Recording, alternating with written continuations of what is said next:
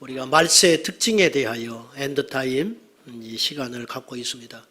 이 시대가 어떻게 흘러가고 있으며 어떠한 양상으로 하나님과 우리의 믿음을 파괴하고 공격하고 있는지 이런 일종의 진단이 되겠습니다. 오늘 이 시대의 마지막 때에 자행되고 있는 하나님에 대항하는 어떤 이슈에 대해서 말하는 중에 오늘은 부정되고 있는 권위에 대하여 함께 말씀을 나누려고 합니다. 이 말세 시대의 특징 중에 하나가 권위가 부정되는 세상에 살고 있다는 것이죠. 자, 권위가 사라진 게 아니에요. 권위가 없어진 게 아니에요.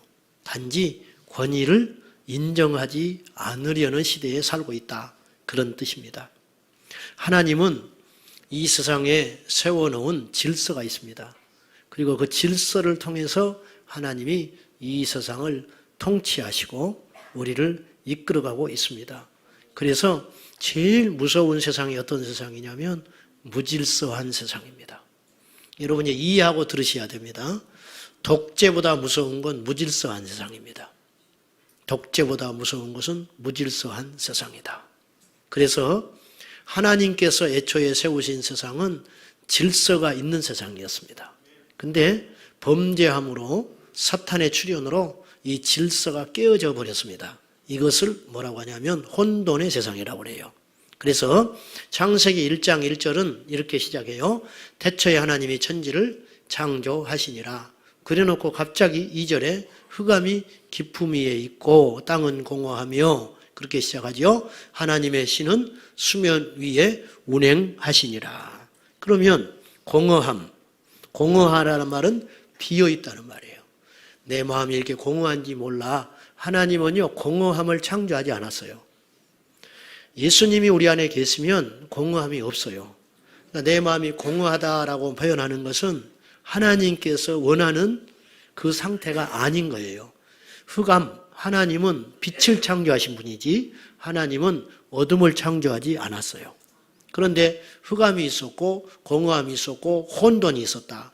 혼돈, 카오스, 질서가 무너진 뒤죽박죽된 세상. 그러면 하나님께서 태초에 천지를 창조하셨는데 흑암이 등장하고 공허함이 등장하고 이 말은 혼돈이 등장한다는 것은 하나님이 그런 세상을 만들었을까? 아니라는 거예요.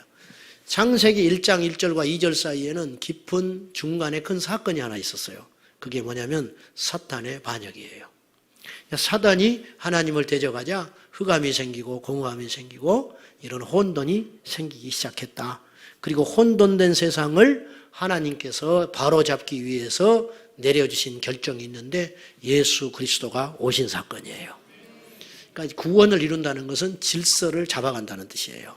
다른 표현으로 하면 그래서 하나님의 역사는 질서의 역사고 사탄의 역사는 무질서와 불순종의 역사다. 이렇게 볼 수 있습니다. 천국에 없는 용어가 있습니다. 천국에 우리가 가면 도무지 듣고 싶어도 알고 싶어도 알 수 없고 들을 수 없는 용어들이 나와요. 그게 뭐냐면 무질서, 불순종, 죄, 음란, 거짓, 질투 이런 말 자체는 우리가 천국에 가서 쓸 수 없어요. 잊어버려. 천국에 딱 가는 순간. 왜? 그런 말 자체가 필요 없는 것이니까. 지옥에 없는 단어가 있습니다. 뭘까요? 사랑. 지옥에 무슨 사랑이 존재하겠어요? 사랑, 평안, 소망, 위로, 기쁨 없습니다. 근데 이제 지금 우리가 이 세상에 이 양 단어들이 같이 상존하고 있는 것이죠. 그러니까 우리가 어떠한 삶을 사느냐는 하나님께서 우리에게 주신 자유의지를 통하여 하나님께 예배할 수도 있고 세상에 나가서 하나님을 대적할 수 있는 중간 관계에 서 있는 중인 것이 인간이다 그랬어요. 그래서 사이간자를 쓰는 거예요. 사람은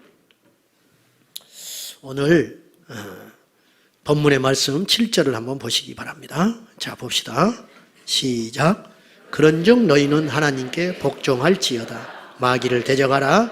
그리하면 너희를 피하리라. 예, 우리가 이 말씀을 무심코 보면 그런가 보다 하지만은 조금 주의해서 이 말씀을 보면 어법이 좀 이상하다. 문장이 매끄럽지 않다라는 걸 느낄 수 있습니다. 왜냐하면 너희는 하나님께 복종해라. 그리하면 하나님이 너희와 함께 하실 것이다. 이래야 매끄러운 거예요. 근데 느닷없이 하나님께 복종할지어다. 그래 놓고는 마귀를 대적해라. 하나님께 복종하는 것과 마귀를 대적하는 것은 사실은 따로따로 보면은 다 맞는 말씀이지만은 연관관계가 없어 보이기 시작합니다. 근데 현대어 성경을 보면 이 말씀을 이렇게 해석을 했어요. 하나님께 복종하고 마귀를 대항하라. 그리하면 도망할 것이다. 즉 하나님을 복종하는 것과 마귀를 대적하는 것은 별개의 문제가 아니라는 거예요. 하나님을 대적할 때 마귀를 이길 수 있는 힘이 생긴다는 뜻이에요. 근데 우리가 지금 모순된 신앙생활을 하고 있는 게 뭐냐면 마귀를 다 이기고 싶어 해요. 근데 정작 마귀를 이기기 위해서는 하나님의 시스템에 순종을 해야 되는데 이건 순종하지 않아요. 하나님께는 굴복하지 않으면서 마귀는 이길 수 있다고 자신을 하는 거예요. 그러니까 이거는 안 되는 거예요. 싸움이 안 되는 거예요. 정말로 마귀를 대적하고 마귀를 우리 앞에서 꼼짝 못하게 우리가 승리하기 위해서는 전제 조건이 뭐냐면 하나님께 순종을 넘어 복종해야 된다는 거예요. 아담과 하와가 하나님의 말씀에 복종했다면 사탄을 능히 이길 수 있습니다. 근데 복종하지를 못했기 때문에 사탄의 미혹에 빠져버리는 거예요. 이건 옳고 그름의 문제가 아니에요. 언뜻 보기에는 아담의 논리나 사탄의 논리가 맞는 것 같아요. 그걸 먹으면 눈이 밝아진다. 실제로 밝아졌어요. 실제로.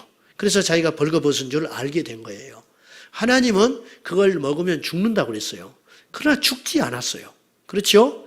언뜻 따지고 보면 마귀의 논리가 맞는 것처럼 보였어요. 그러나 정말 중요한 걸 잃어버렸어요. 그건 뭐냐? 하나님의 능력을 잃어버린 거예요.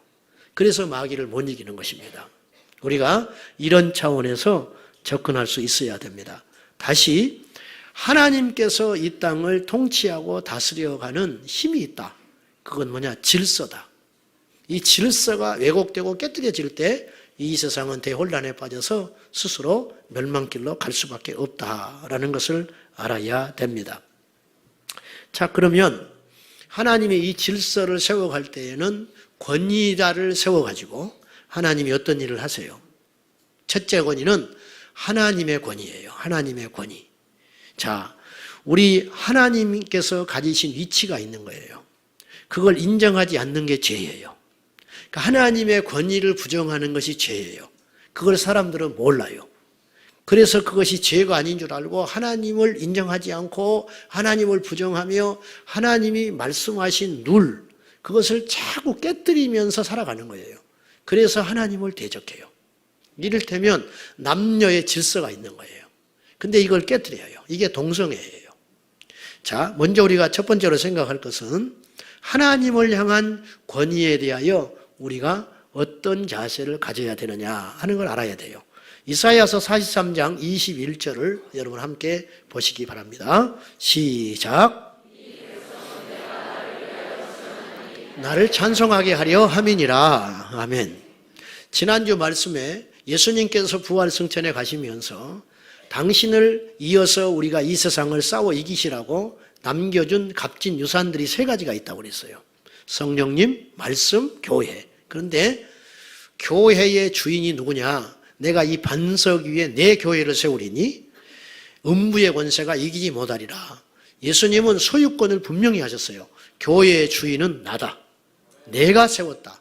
마찬가지로 이 맥락에서 이사야 43장 21절에 이 백성은 내가 지었다. 이스라엘 백성을 한정해서 한 말이 아닙니다. 모든 인간을 향하여 말하는 말씀인데 이 세상의 모든 인간은 내가 지었다. 누가 주인이라는 거예요? 믿는 자나 믿지 않는 자나 하나님을 인정하는 자나 인정하지 않는 자나 모든 생명은 하나님의 주권 아래에 있는 거예요.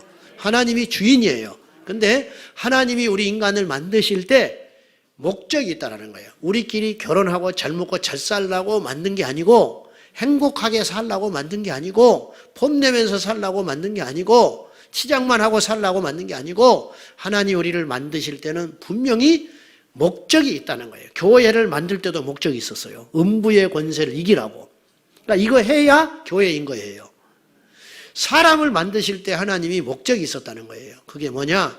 나의 이름을 찬송하게 하려고 내가 인간들을 만들었다. 그러니 그 목적에 맞는 삶을 사는 것이 성공이고 승리라는 거예요. 어떤 사람은 인류의 큰 역사를 나타내요. 에디슨 같은 사람. 예를 들면 어떤 인류의 엄청난 공헌을 하고 죽어요. 그러나 그가 하나님의 영광을 찬송하지 않는 삶이었다면 그 삶은 의미가 없는 거예요. 사실은. 아무 이루는 것도 없고 타고난 몸이 불구여가지고 집 밖에 나가지도 않았지만 그의 영혼을 통하여 하나님을 원망하지 않고 일평생 하나님께 영광 돌리는 삶을 살고 살았다면 그 인생은 하나님 보시기에 잘 산 인생인 거예요. 사실은. 다윗은 광야에 내몰리는 기가 막힌 삶을 살았지만은 그는 광야에서 하나님을 찬송하는 걸 잊지 않아요. 그것이 다윗의 목적이었어요. 여러분, 예배는 수단이 아닙니다. 예배는 목적이에요. 근데 이 땅의 그리스도인들이 예배를 수단으로 생각해요. 예배를 통해서 병을 낫고 예배를 통해서 은혜를 받고 예배를 통해서 마음의 위로를 받으려고 그래요. 그래서 목적이 틀린 거예요. 아니에요. 오늘 여러분이 예배하는 것 이것 자체가 이게 목적이 되어야 됩니다. 우리가 하나님께 찬송하는 것 자체가 목적이에요. 그것 자체가 목적이지 내가 목회를 하고 있는 것 자체가 목적입니다. 이 목회를 통해서 큰 교회를 이루고 이 목회를 통해서 나의 어떤 걸 채워가고 그게 아니에요. 이것 자체가 귀한 거예요. 여러분이 하나님을 믿는 것 자체가 목적이어야 해요. 하나님을 믿음으로 어떤 일을 이루는 게 아니에요. 믿는 것이 하나님의 일이니라. 요한복음 6장에 예수님이 말씀하지 않았습니까? 그렇듯이 우리의 주인이 진짜 누군가, 그리고 주인 되신 그분이 우리에게 어떻게 무엇을 요구하고 있는가, 이것을 명확히 아는 지혜가 있기를 축복합니다. 그래서 하나님이 우리에게 요구하시는 것은 순종이에요.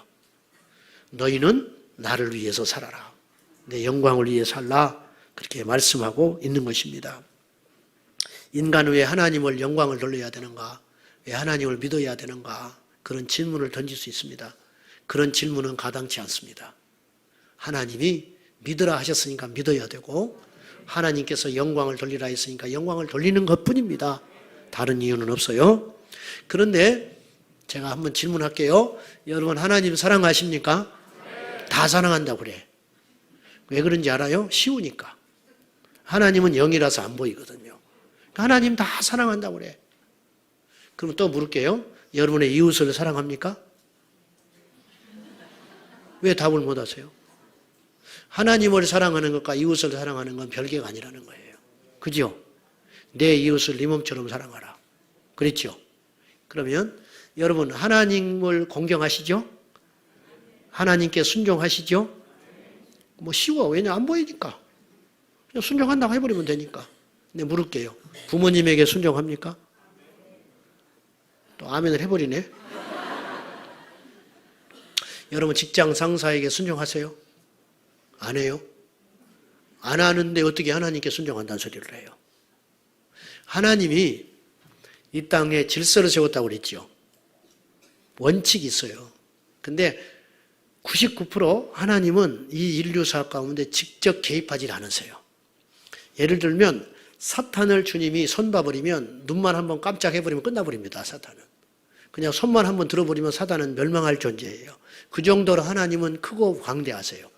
근데 하나님은 그렇게 하지 않으세요. 약하고 넘어지고 육덩어린 우리를 하나님이 철저히 성령 안에서 무장시켜가지고 우리를 통해서 사탄과 맞서게 하세요.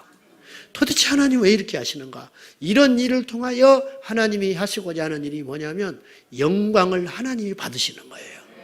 직접 싸우지 아니하시고.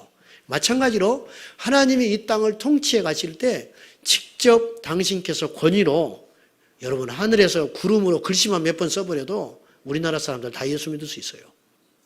무서워서 누가 안 믿겠어. 내일 주일에 제자광성교회 다 가거라.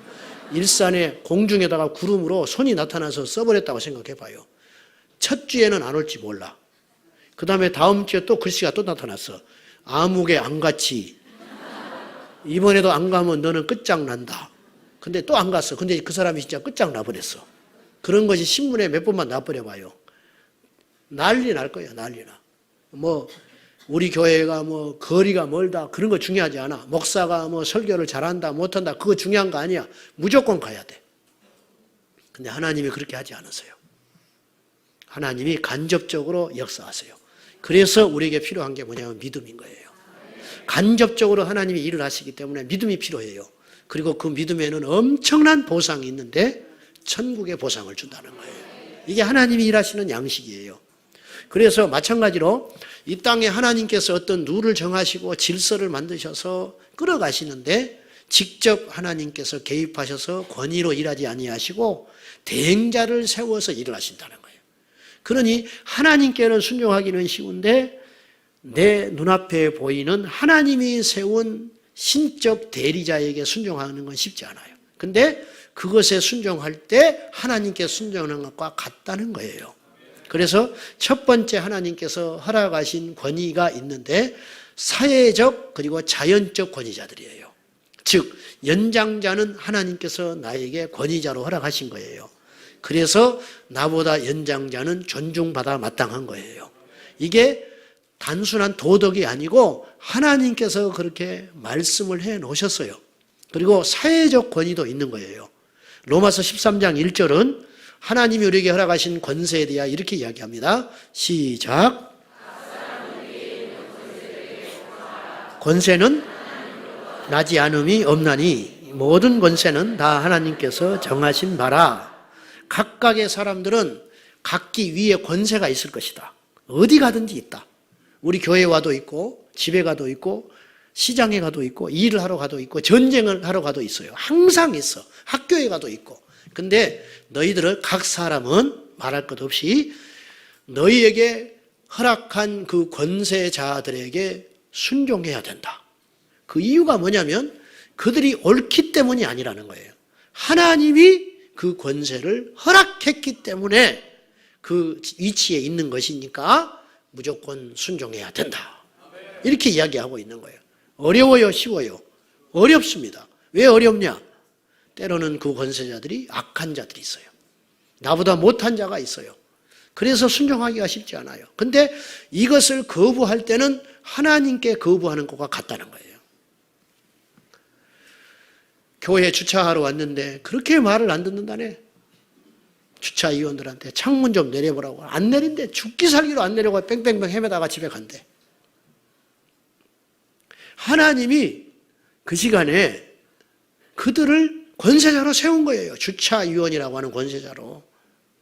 예배당에 와서 예배위원들을 권세자로 세웠어요.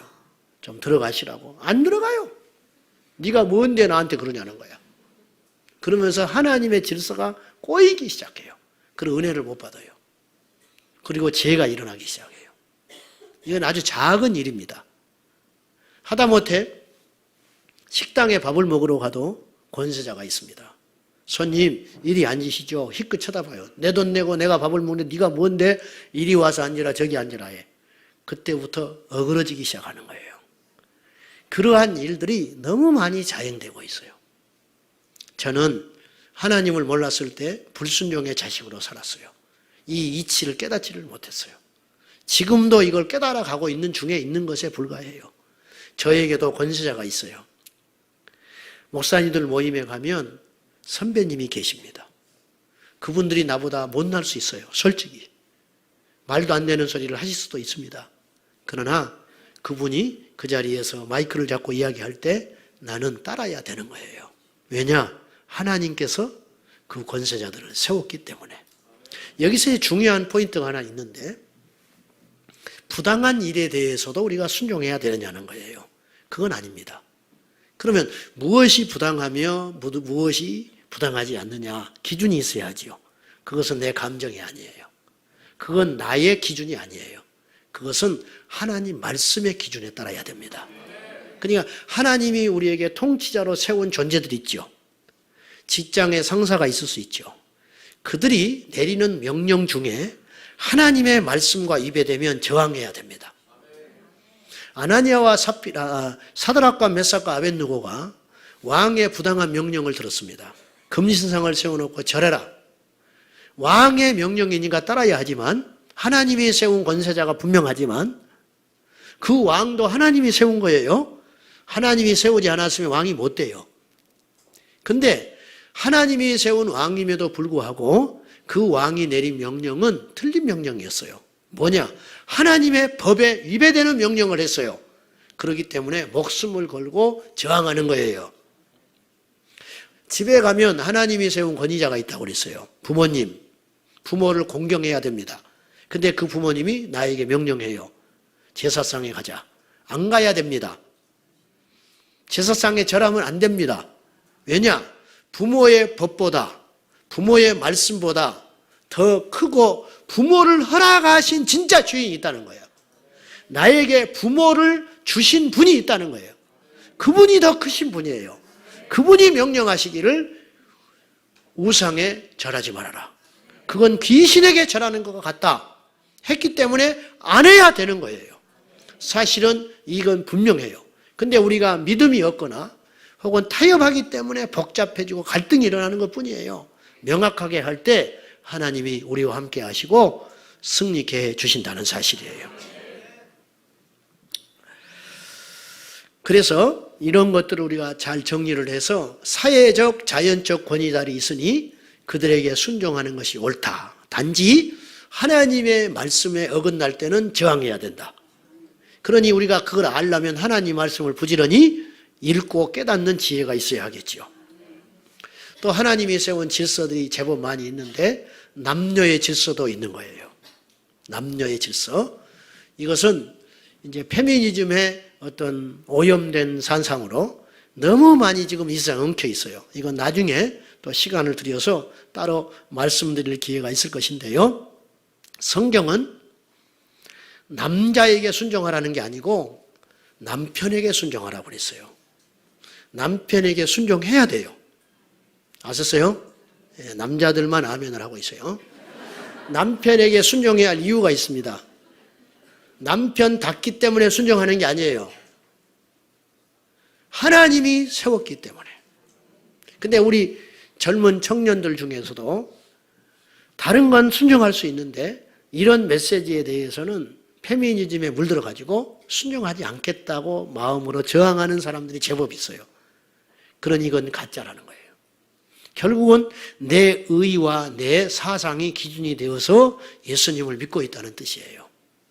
동성애에 대해서도 생각이 많이 있을 수 있어요. 그렇지만 성경은 분명히 이야기하고 있어요. 그렇기 때문에 명확해질 수밖에 없다라는 거예요. 그러므로 이러한 이치를 잘 알고 남편은 아내를 사랑하기를 제 몸처럼 사랑해야 될 것이고 아내는 남편을 존중하기를 다워서 존중하는 게 아니고 능력이 있어서 존중하는 게 아니고 하나님이 나에게 남편으로 허락하셨기 때문에 일단 무조건 순종하는 거예요. 그리함으로 어떤 일이 벌어지냐면 생명의 역사가 일어나요. 그리할 때 하나님이 형통케 해주시는 역사가 있다는 거예요. 그것을, 그 가치를 몰라요. 그 가치를. 자, 가정에서 파괴된 질서들이 많습니다. 부모를 대항합니다. 아이들이. 밥 먹자. 안 먹어. 밥 먹자고는 와서 처먹어야 되는데 밥 먹자 그러면 이따가 먹는데 핸드폰 하면서 그 뒤에는요 시커먼 귀신이 붙어 있는 거예요. 좀 유치한 이야기지만 안 그럴 것 같습니까? 영적인 눈을 뜨면요 시커먼 귀신이 붙어가지고 부모를 대항하는 거예요. 이 표독스러운 눈을 가지고. 안 그럴 것 같아요? 저녁에 일찍 오거라. 내가 한두 살 먹은 애입니까? 그렇게 이야기한다고. 그래서 가정의 질서가 깨져버리는 거예요. 마땅히 자녀는 부모를 두려워하고 공경해야 돼요. 근데 이 시대는 그렇지 않아요. 부모가 자식을 무서워해요. 학교를 보내면 학생들이 상위 권세자가 있어요. 그분이 예수를 믿든 안 믿든 그건 중요한 게 아니에요. 상위 권세자로 선생님을 두셨어요. 근데 반항을 해요. 그래서 복을 못 받아요. 그래서 이 세상 학교가 지금 무너져 버렸어요. 선생님들이 학생들 눈치를 살피고 있습니다. 복도에 지나가는데 여자 선생님한테 인연전형 그래요. 근데 못 들은 척 해야 돼요. 같이 그걸 탓을 하게 되면 애들이 그래요. 그래서 핸드폰 찍는다고 그래요. 우습게 돼버리는 거예요. 그러면 결국은 누가 피해를 보느냐면 불순종하는 자녀들이 고통을 받는 시대가 와요. 앞으로 보십시오. 이 뒤에는 사탄의 검은 흑암의 역사가 반드시 존재하고 있는 것입니다. 이게 작은 일처럼 보이십니까? 교회도 마찬가지예요. 팀장이 있고 부서장이 있고 불순종하는 거예요. 무조건. 그리고 뭘 갖다 대냐면 옳고 그름을 자꾸 따져요. 여러분, 옳고 그름을 판단하는 분은 우리 하나님밖에 없어요. 성경은 우리에게 그것을 판단하지 말 것을 명하셨고 맹세하지 말 것을 명령하고 있어요. 근데 우리는 장담을 하는 일이 너무 많고요. 우리의 기준으로 옳고 그름을 너무 많이 판단해요. 그래서 하나님께서 개입할 틈이 없는 거예요. 여러분, 옳은 것 좋아하다가 지옥 가는 인생이 얼마나 많으며 옳은 것 쫓다가 사망의 권세 아래 신음하고 있는 인생이 얼마나 많은지 여러분이 잘 기억하셔야 됩니다. 하나님께서 당신께서 직접 질서 가운데 운행하지 아니하시고 대리자들을 세워서 끌어가는 방법이 있다고 그랬잖아요. 제가 사회적, 자연적 권위, 그 다음에 부모의 권위, 그 다음에 영적 권위가 있어요. 영적 권위. 영적 권위는 우리 성도님들이 참 부담스러워하고 불편하게 여겨지는 설교의 주제와 제목 중에 하나가 순종이라는 단어예요. 우리는 저도 그런 상태도 있었고 그랬지만은 영적 권위자들에 의해서 상처를 받은 경험들이 다 있어요. 불완전하고 온전하지 못했던 영적 리더들에 의해서 우리가 차별을 받고 고통을 받은 상처들이 다 있기 때문에 순종하라 그러면 이 안에서 거부감이 일어나는 것이 사실이에요. 그러나 여러분이 그 상처 모두가 예수님 안에서 치료되고 하나님 안에서 영적 권위에 순종하는 이것이 얼마나 가치가 있는지 여러분이 오늘 깨달으셔야 됩니다.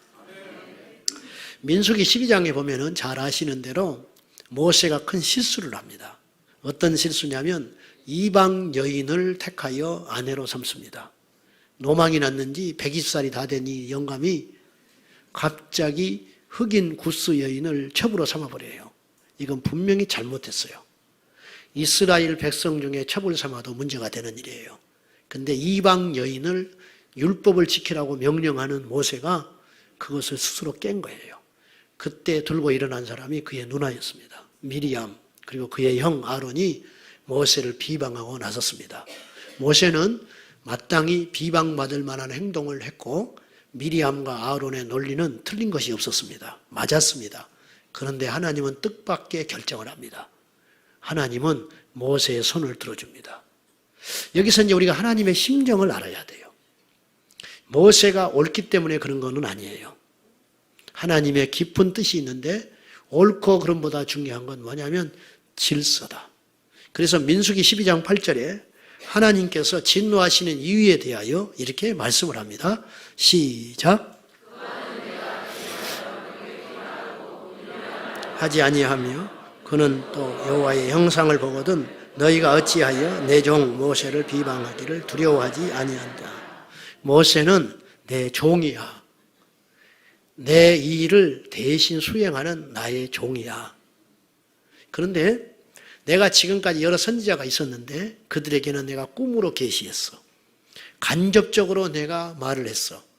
그렇지만 모세는 내가 직접 이야기하는 존재야. 그리고 다른 존재들은 나를 볼 수 없어. 그러나 모세만 내가 직접 봐도 살려놓은 사람이 모세야. 그가 내 종이야. 근데 내 일을 대신하는 모세를 너희가 비방하는 것이 얼마나 큰 죄인지를 모르고 두려움 없이 내 종 모세를 비방해 하나님이 진노하신 거예요. 자, 저는 주의 일을 하는 주의 종의 편을 들어주라는 뜻이 아니에요. 아까도 내가 말했어요. 무조건적 순종을 하지는 않아야 된다는 거예요. 하나님 말씀에 위배되면 저항해야 된다 그랬어요. 당연히 그렇지만 그렇지 않는 문제 사사로운 일에 대하여 너무도 많은 불순종의 역사가 교회 안에 있다. 이로 인하여 어떤 일이 벌어지냐면 교회가 힘이 없는 거예요. 자, 결과론적 이야기지만은 이렇게 한번 가정을 해보겠습니다. 모세가 잘못했어요. 그리고 미리암과 아론이 하는 말이 이치에 맞는 말이에요. 모세는 비방받아 마땅해요. 그때 하나님께서 나타나셔서 모세를 척결하는 거예요. 모세 너 이놈, 너 정신 나갔지? 어떻게 네가 이런 짓을 해? 그리고 모세를 문둥병 시켜버렸어요. 그리고 외곽에 추방시켰어요. 그러면 이스라엘은 어떤 일이 벌어질까요? 과연 모세를 이어서 누가 그 일을 해야 됩니까? 아론이? 그러면 아론이 됐어. 아론이 이어서 리더가 됐어요. 얼마가 지난 후에 아론은 또다시 백성들에 의해서 또 이런저런 말들을 지적받지 않을까요? 그러면 이스라엘은 어디로 갑니까? 이스라엘은 광야에서 어디로 갑니까? 하나님께서 죄인된 인간들 가운데 통치하기 위하여 차선책을 선택할 수밖에 없는 그 하나님의 아픔을 아십니까? 그 하나님의 아픔? 예수님은 요한복음 10장에서 나는 선한 목자다. 선한 목자의 특징은 양들을 위해서 자기 목숨을 버리는 자다. 근데 이것이 선한 목자의 기준이에요. 많이 배운 게 아니에요. 인격이 좋은 게 아니에요. 정의로운 자가 아니에요. 양을 위해서 자기의 생명을 거는 자가 선한 목자의 모습이에요. 거꾸로 양도 특징이 있는 거예요. 내 양은 내 음성을 듣거니와 양이 아닌 자는 내 음성을 듣지 않는다. 그렇게 말을 했어요. 하나님께서 우리 교회에 오셔서 직접 통치하실 수 있어요. 그렇지만 아까도 말했다시피 하나님은 웬일인지 그렇게 직접 통치를 안 하신다고 그랬어요. 그래서 대리자들을 세워요. 어느 교회에 가면 목사가 하나님의 종으로서 일을 해요. 선교단체에 가면 선교단체 수장이 그 일을 해요. 셀에 가면 셀 리더가 그 역할을 해요. 찬양대에 가면 지휘하시고 대장 되시는 분이 그 일을 해요. 다음 주부터 연습을 좀 빨리 해야 되니까 저희 시간이 너무 촉박하니까 10분만 일찍 오십시오. 그냥 그렇게 하면 되는 거예요. 그게 그렇게 어렵지 않아요. 근데 찬양대원들이 수근수근합니다. 지는 할 일이 없으니까 빨리 오라고 그러지. 지금 오는 것도 얼마나 힘든 건지 알아? 그 다음 주에 가면 반쪽 나버려. 그래 놓고 찬양대를 한다고 그래. 집사님, 주의 종이 기도를 하고 문제가 있다. 집사님 봅시다. 이런 교회도 1000명 중에 1명밖에 없어. 1000교회 중에 1교회. 불러가지고 집사님, 내가 생각해 볼 때 집사님은 지금 여러 가지 말이 많아. 그 일이 맞지 않는 것 같아. 하지 마시오. 그러면 눈을 탁 지켜둡니다. 네가 뭔데? 그렇게 말은 안 하지만 속으로 불순종의 영이 확 일어나요. 그리고 고개를 푹 숙이고 있다가 그 다음 주에 교회 떠납니다. 나는 목사 편이 아니요. 이런 식으로 신앙생활을 하기 때문에 힘이 없는 거예요. 세상과 맞설 힘이 생기질 않아. 교회가 군대가 안 되는 거예요. 군대가 안 돼. 둘이 누가 싸웠어. 성도들이 불러. 당신이 지금 이럴 때냐? 신앙의 연륜이나 과거의 경험을 볼 때 이 정도 수준은 아니잖아. 둘 다 정신 바짝 차리고 화해해. 절대 화해 안 합니다. 자기가 옳다는 거예요. 그리고 나가서 둘 다 뭐라고 그러냐면 목사님이 자기를 미워한대. 나는 한 명도 못 건졌어. 지금까지. 그래가지고 불순종해서 그래요. 순종하면 다 살 수 있어요. 죄송합니다, 목사님. 그리고 같이 셋이서 울고 기도하고 화해하고 끝. 사탄이 어떻게 역사해?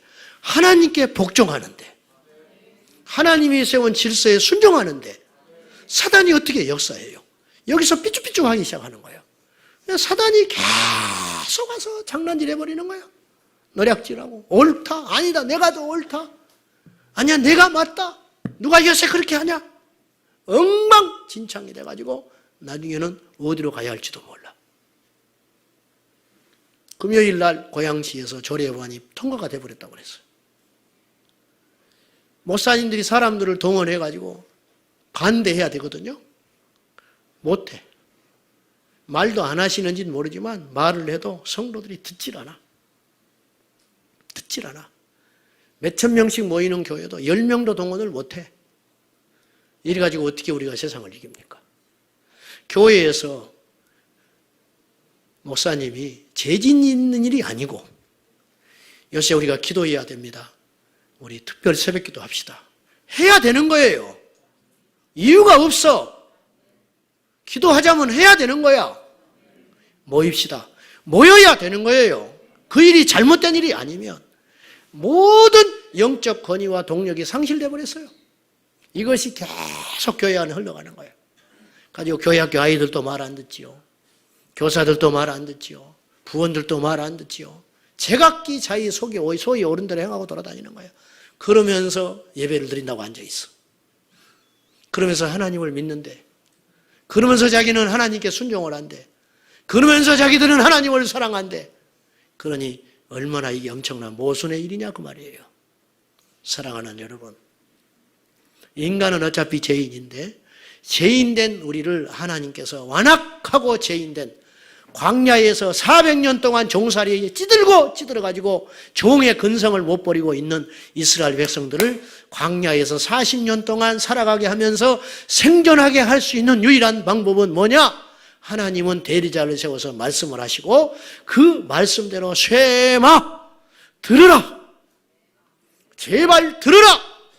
들으면 살 길이 열린다. 그 음성을 듣고 따라가면 살 길이 열리지만은 그것에 대하여 따라가지 못한 자는 광야에서 다 죽어버렸듯이 어쩔 수 없습니다.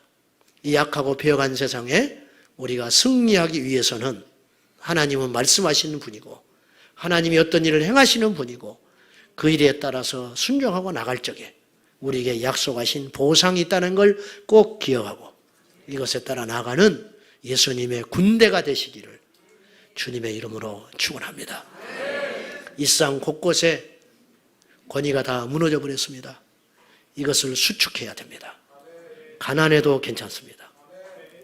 우리가 부족해도 괜찮습니다. 일단 이것을 구축해야 됩니다. 이리 할 때 여러분의 가정이 하나님을 경외하는 가정이고 여러분의 자녀들은 정말로 하나님께서 기가 막히게 쓸 수 있는 자녀가 될 것이고 우리 교회도 규모를 떠나서 하나님 말씀의 질서에 순종하고 나갈 적에 어마어마한 계시와 축복으로 우리 교회를 반드시 부흥시켜 주시고 축복하시리라 믿습니다. 오늘 이 말씀 안에서 깊은 깨달음이 있으셔서 깊이 회개하고 하나님께로 뉘우쳐 돌아가는 저와 여러분이 되시기를 축복합니다.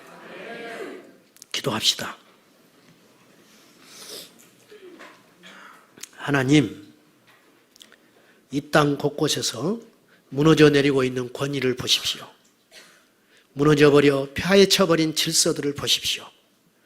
자기의 소위대로 행하는 이 세대를 보시사 하나님 불쌍히 여겨주시고 우리 하나님의 권위로 세운 모든 존재들이 마땅히 존중받으며 그 질서에 순응함으로 인하여 우리가 보호받고 안전한 광야 생활 가운데 갈 바를 알지 못하는 저희들에게 갈 바를 가르쳐 주시고 우리의 소위에 옳은 대로 행하는 어리석은 인생들에게 우리의 기준이 되어질 수 있도록 우리 성령님 역사하여 주시옵소서. 우리의 주인 되신 예수님, 우리 교회의 주인 되신 예수님, 내 인생의 주인 되신 예수님 인도하여 주시옵소서. 예수님의 이름으로 기도하옵나이다.